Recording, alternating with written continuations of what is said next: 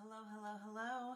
Ladies and gentlemen, boys and girls, I feel lonely that I'm stuck in a library, but at least I've got a lot of books around me like I would have when I would have been at Half Price Books, which is an open mic that I would go to on the first Wednesdays of every month, hosted by Tom Woodruff, called Community of Poetry, as I said. And he would ask people to do a bunch of 10-minute readings, like mini features, and I would read things from new book releases. And so in honor of him, I can't be doing community poetry, it's not my open mic, but in honor of that space, I was going to read poems from brand new book releases. And what I was looking forward to sharing, and I've got stacks of multicolored glasses like Tom had, which some cameras can't see really well, but I do that in honor of him sometimes. But I thought I would share material from this new Scars Publications Down in the Dirt magazine book release. It's from December 2020 and it is called Spartacus. Titles of books are derived from accepted writings within the book, so there was something in this book that is called Spartacus, which is why the cover is called Spartacus. And I've got this really cool picture of this attacking scene. Let me get that, try to get a shot for you guys. This has this whole scene of, like, you know, the slaughter of Spartacus, which, you know, rock on for history and old photos, I guess. I don't know. I thought it was cool to be able to share with you. So I thought I would just read a select few pieces from this. One, two, I'll see what we've got for you. I'll start with a couple short ones that are often put at the ends of pieces of prose. If you can see, when I open this up, there's a story here and a little piece here, and there's a longer piece of flash fiction here and a little piece here. Not enough for a big piece of artwork from somebody, so oftentimes just enough to cram a little bit of poetry into. So we've got some short pieces here that even have accompanying Instagram images that appeared on Instagram and Twitter and Facebook and Tumblr, and I'm trying to think of where else they appeared. Pinterest. Wherever. We try to get this out to as many people as we can here at Scars Publications. But this first one, is a cool poem that was written on the 15th of October for National Face Your Fears Day, which is observed on the third Tuesday of every October. Face Your Fears Day. And, it's at Bryce Canyon, I think. That's the image that's with us. But anywho, this piece is called Everyone Will React. When standing on the ledge, you wonder how everyone will react. When then you begin to wonder what it would feel like when you start to fall.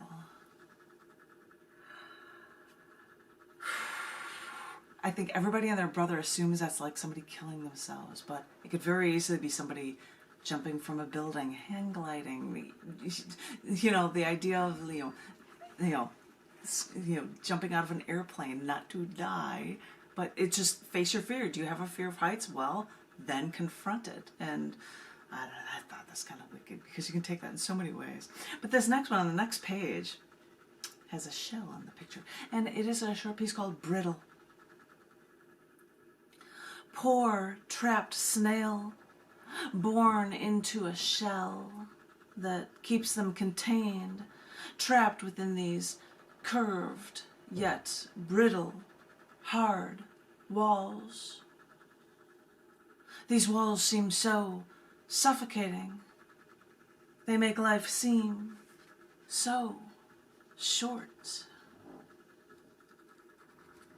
Wow, ladies and gentlemen, boys and girls, that totally makes me think that people might, in suffering times like this, not know what to do when they feel strapped in a house and can talk to no one. And that's what your shell is when you're a snail, I guess. But that's what we've got the internet and being able to talk to people for, and that's why I'm sharing these pieces with you. I'm going to share with you some poems from the end of the book, Spartacus, from Down in the Dirt magazine, the December 2020 issue that was just released yesterday. This next one I'm going to share with you is called Your Burden, and it was written on the 1st. Written yesterday, the 1st of December, on the birth date, in 1847, the 1847 birth date of the American poet Julia A. Moore. She died in 1920. Just in case you want to know, I've got that record there. In case you were curious about this poet. But this is a short piece. She apparently wrote when she was very young, and this is called Your Burden.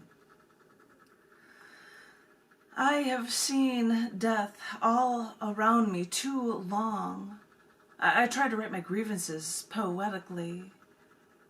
People can make fun of how I write, say my words sound trivial, but do they know how to write about losing loved ones who mean the world to you at such an early age? You can prod, you can still make fun, but try to relay what this young child has felt in a single sonnet. To you, my words may seem farcical, but they are my feelings, however trivial they may seem to you. But that is what you get for not allowing yourself to live in those brief young years you once lived. Now that is your burden. I have no idea what that poet went through, but hearing the history seemed like a good call for it. This is a poem that was written on the 2nd. Hey, that's today. This is anniversary time. This was written on the 2nd of December for the 1942 date that man achieved the first artificial self-sustaining nuclear chain reaction. Now, I'd be at an Austin open mic, but I'd have to bring up my Chicago references as much as I can, like I'm doing right here. So this is a poem in honor of that called Under Our Own Feet. They decided to bring this Manhattan project to Chicago for the real work. A metallurgical lab made it at the University of Chicago under the west viewing stands of Stagg Field in experiments led by Enrico Fermi, calling their work a, quote, a crude pile of black bricks and wooden timbers. But as we all know, so much energy can come from so little matter. So they used the sunken pit that used to be the rackets court, but now used to make smash more than just tennis balls to reach nuclear criticality in their chain reaction in such a populated area safely. For these were scientists taking every step they could to make sure nothing went wrong, who even toasted from paper cups with their shared bottle of Chianti for a job well done. I've walked around those wooden forest preserves, even touched the marker that commemorated the world's first nuclear reactor. My colleague would ride his bike along those trails until one week it was chained off for wildlife study, though he knew it was really for radiation cleanup. I think of what we do to ourselves, to the world, and wonder how sometimes the strangest events, the strangest horrors, and the strangest discoveries may all be right under our own feet, and we don't even know it. Okay, this poem was written on the 5th of December, coming up, and it is the calendar day the Austrian composer Wolfgang Amadeus Mozart died. He was born from 1756 to 1791. And this is a very short poem in honor of that is called Quiet as a Painting.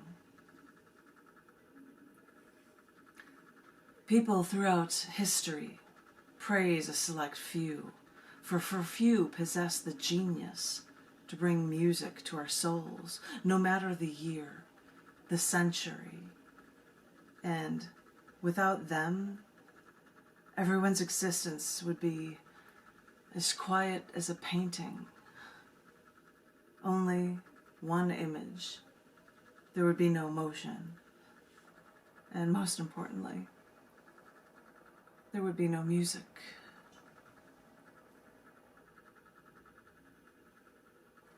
I love Mozart. Sorry, I had to get that out. I had to. We actually, when there was a string quartet that was going to be coming into Chicago when we were flying back into town to perform, we had to get tickets and go just so I could see the Dissonant performed live. I think it almost brought a tear to my eye. It was phenomenal. But now I'm going to stop talking about Mozart. Sorry.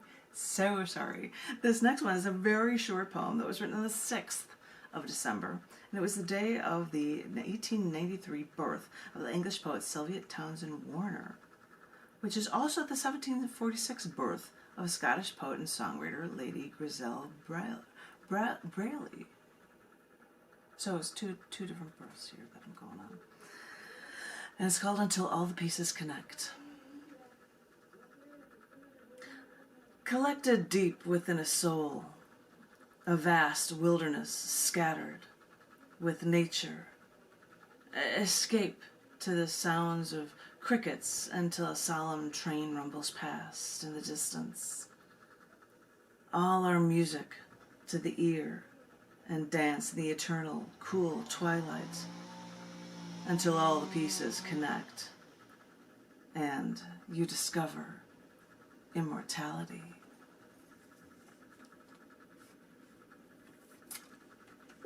Hi there, ladies and gentlemen, boys and girls.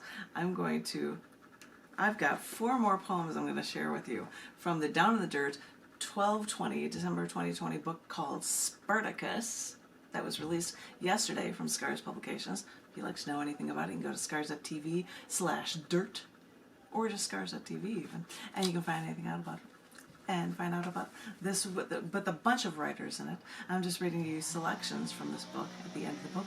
This first one is I'm going to share with you the 4. It's called Understand the Power, and it was written on the 17th of December. It's the anniversary of the Aztec calendar, the Sunstone discovery.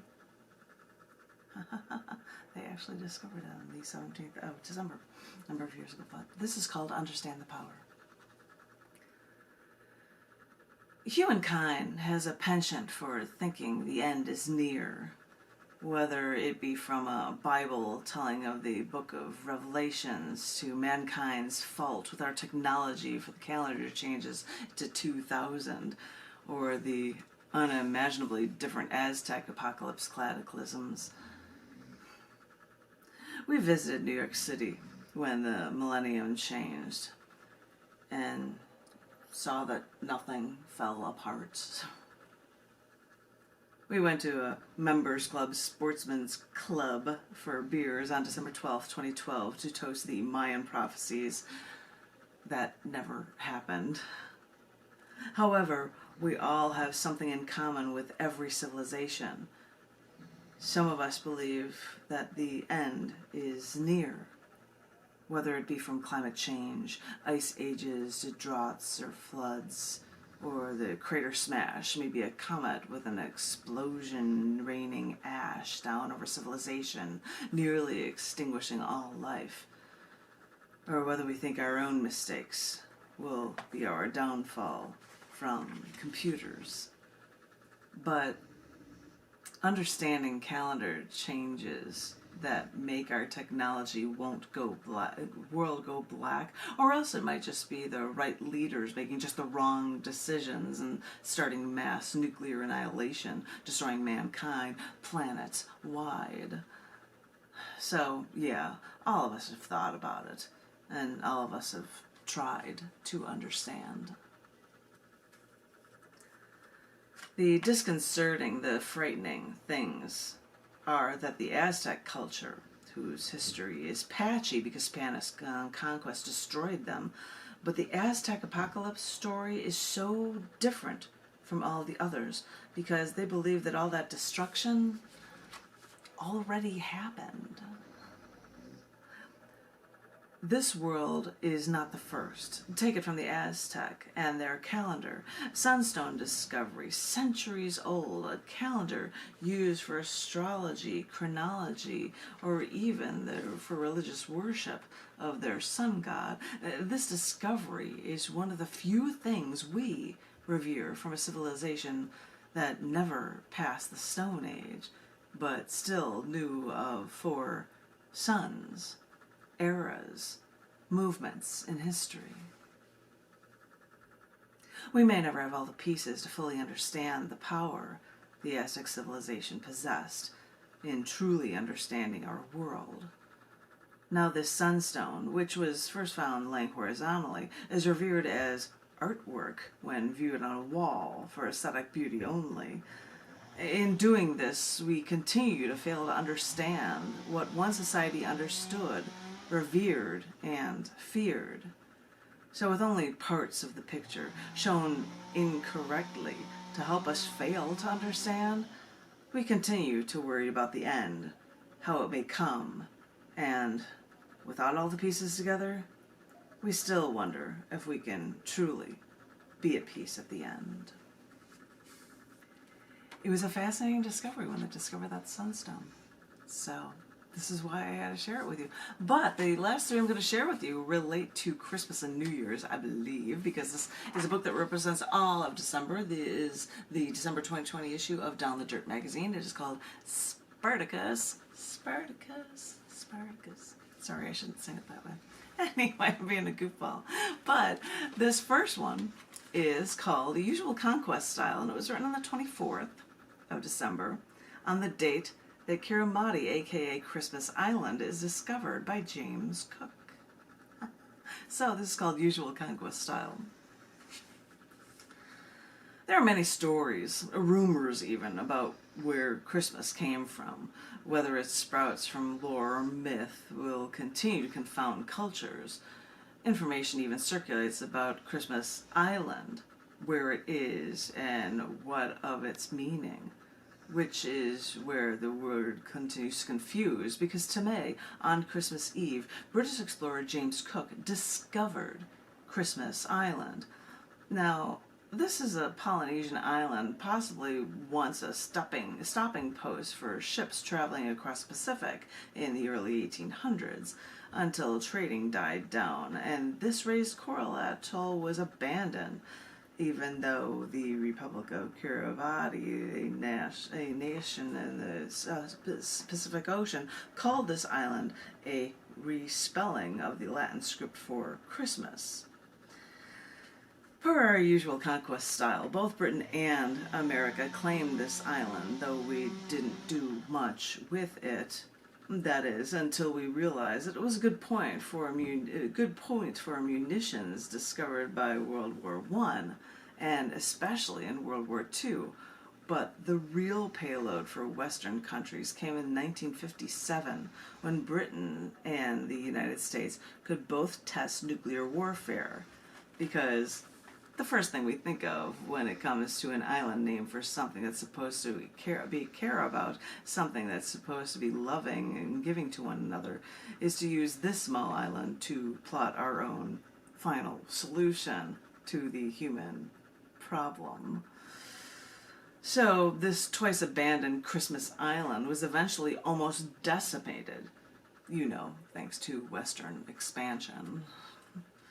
And although the population is growing again, it is still only less than 10,000, despite its now protected status, all while suffering along the equator in a surprisingly dry zone, making freshwater a rarity unless during El Niño seasons, which is probably not what you pictured for Christmas Island.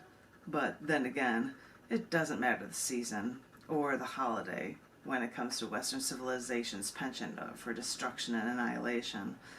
Those feelings don't need a season, for it seems some will always find a reason. It's insane. Hives have to butt in. It seems insane that this would happen to an island that with a name like that we're supposed to care about so much. But that was actually discovered on Christmas Eve, and it was called that. But there is another island called Christmas Island. And I'm going to tell you all about it here. It's the second poem I'm going to share with you for Christmas, written on the 25th, of course.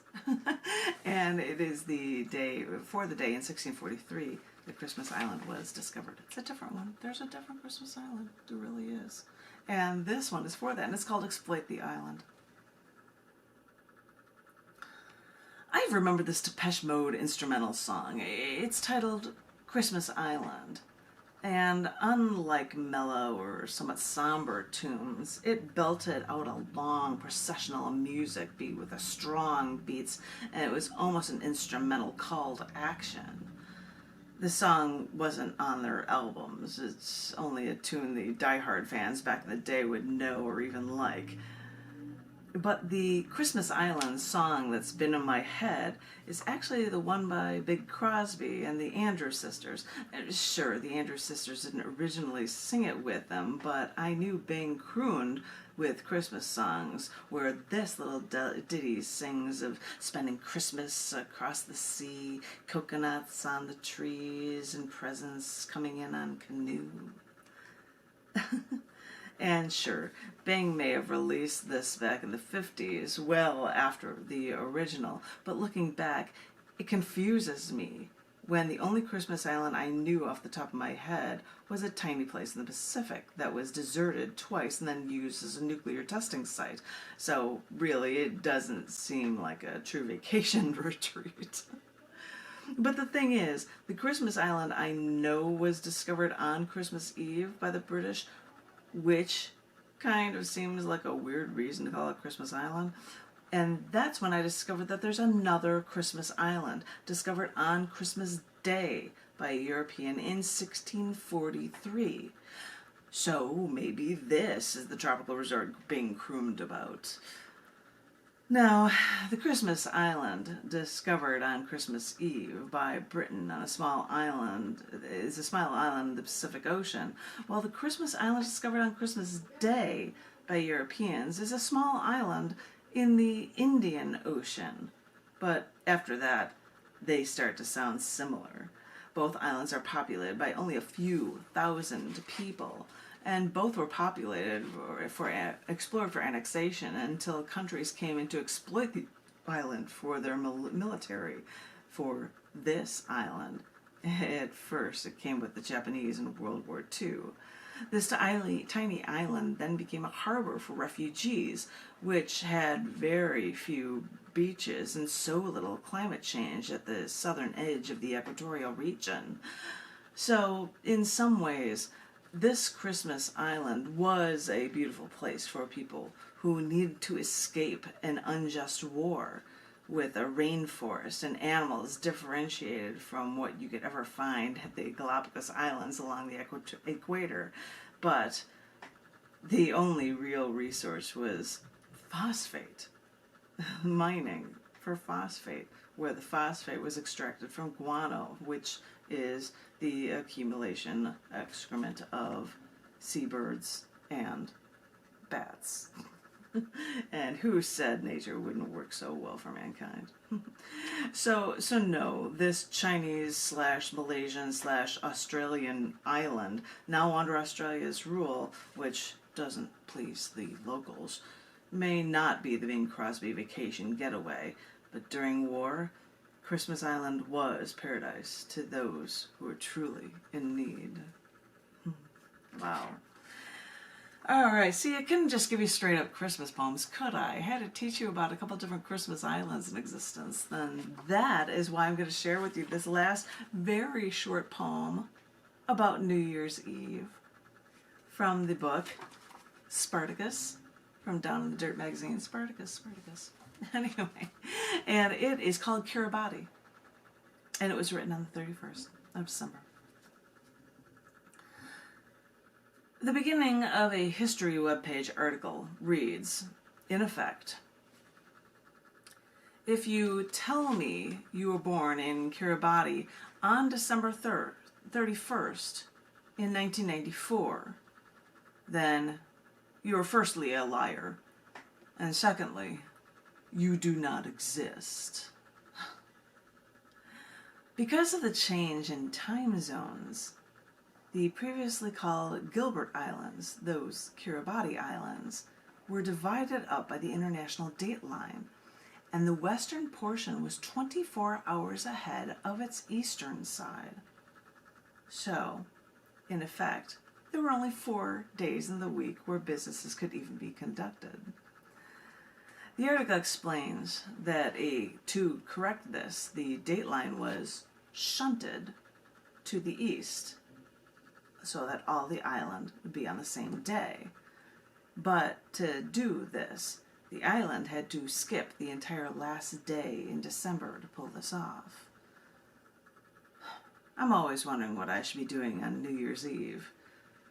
But what if, on 1 year, There was no New Year's Eve. What then? Ladies and gentlemen, boys and girls, you just heard a few poems that are related to the month of December from the Down in the Dirt December 2020 issue book that is titled Spartacus.